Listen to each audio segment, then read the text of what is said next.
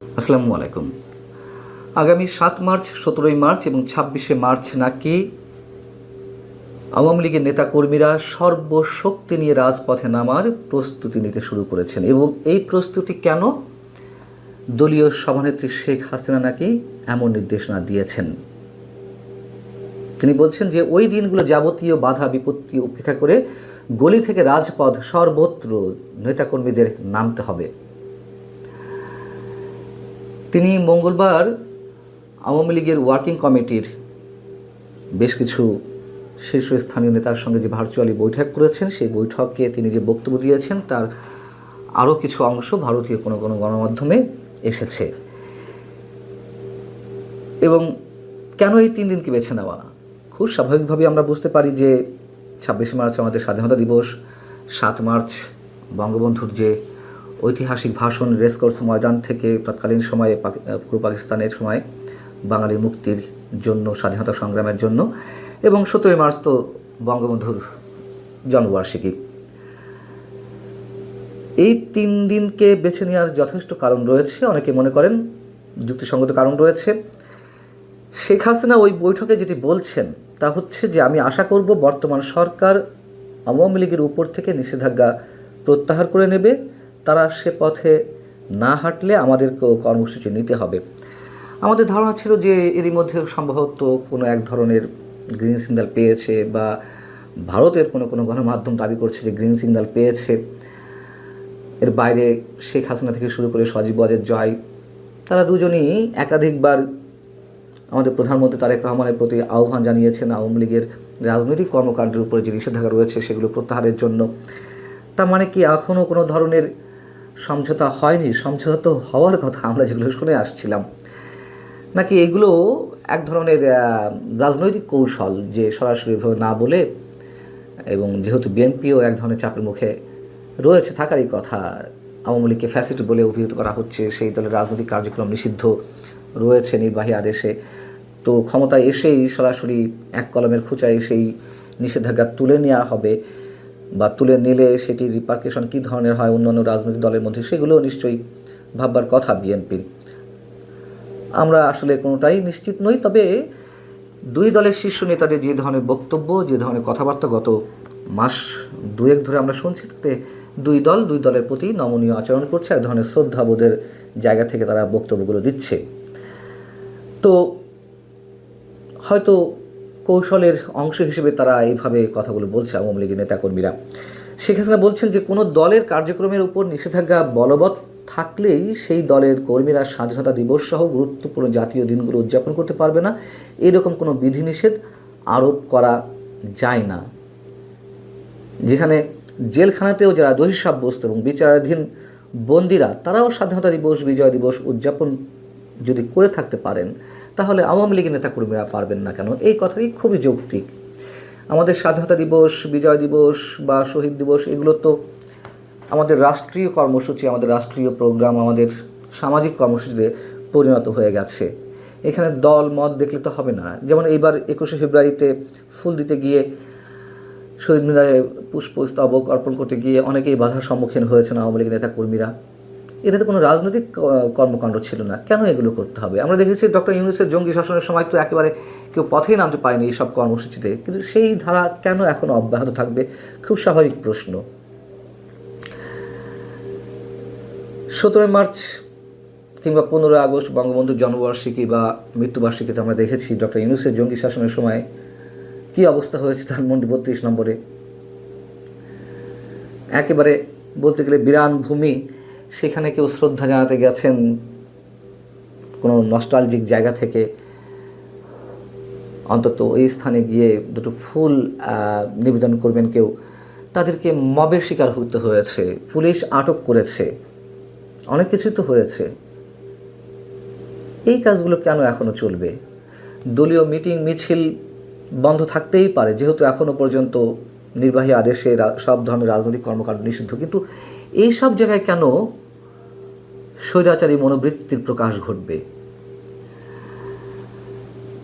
মঙ্গলবার শেখ হাসিনা নেতাদের উদ্দেশ্যে বলেছেন যে ওই দিনগুলো যেমন সর্বশক্তি দিয়ে সংগঠিত হয়ে উদযাপন করতে হবে জাতীয় কর্মসূচিগুলো, এবং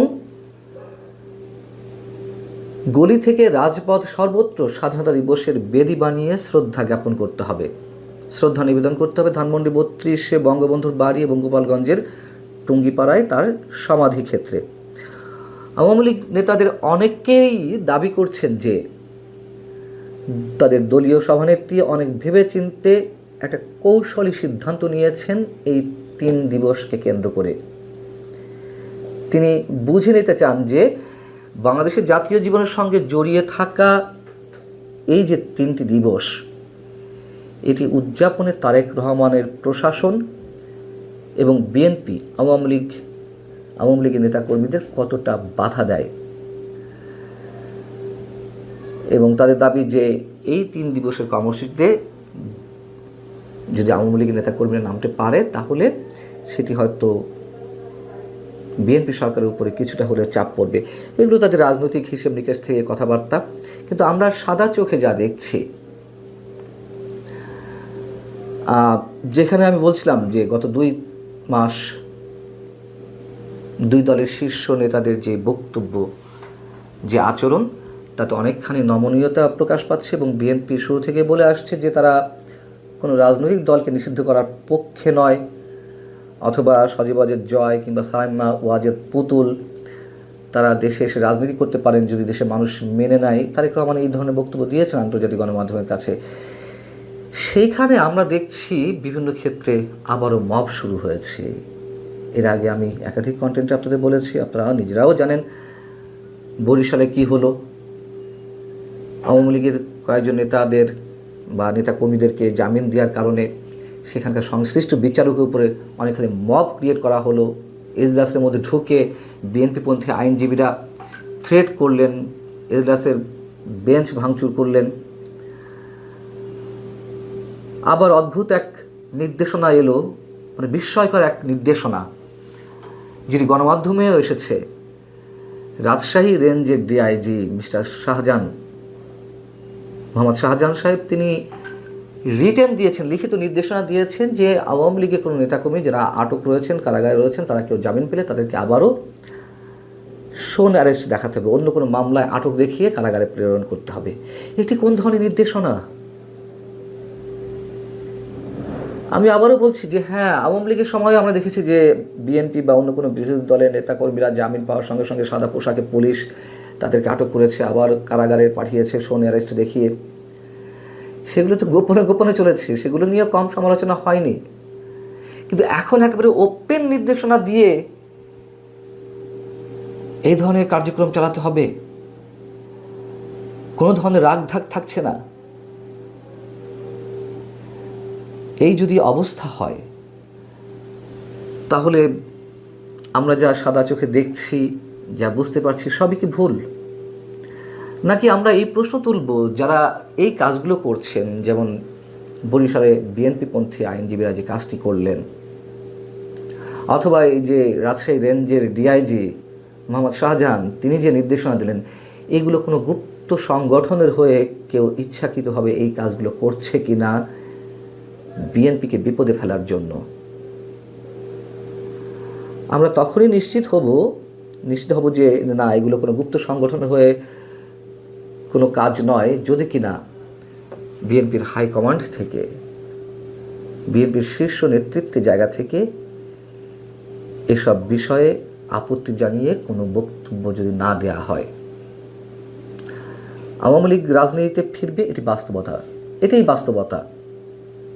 আওয়ামী লীগ বিএনপির মতন যে রাজনৈতিক শক্তি একেবারে রাষ্ট্রের সমাজের তৃণমূলে গ্রথিত, এগুলোকে এত সহজে নির্মূল করা যায় না, সম্ভব না। কোনো আদর্শকে এইভাবে নির্মূল করা যায় না। এগুলো খুব পুরনো কথা, আবারও বলতে হচ্ছে। যদি সত্যি সত্যি বিএনপি ইউনূস সরকারের পথে হাঁটে, তাহলে এর দায়িত্ব বিএনপিকে নিতে হবে, বা বিএনপিকে খেসারত দিতে হবে, যেমনটা খেসারত দিতে হয়েছে আওয়ামী লীগকে। আওয়ামী লীগ 15.5 বছর বিএনপি বা জামাতের নেতাকর্মীদেরকে পথে নামতে দেয়নি। তারা যদিও অনেক বাধা বিপত্তি করে অনেক ধরনের কর্মসূচি পালন করেছে, বিশেষ করে বিএনপি, সেইখানে নানান ধরনের আক্রমণ ঘটেছে, তার পরিণতি তো আমরা দেখেছি।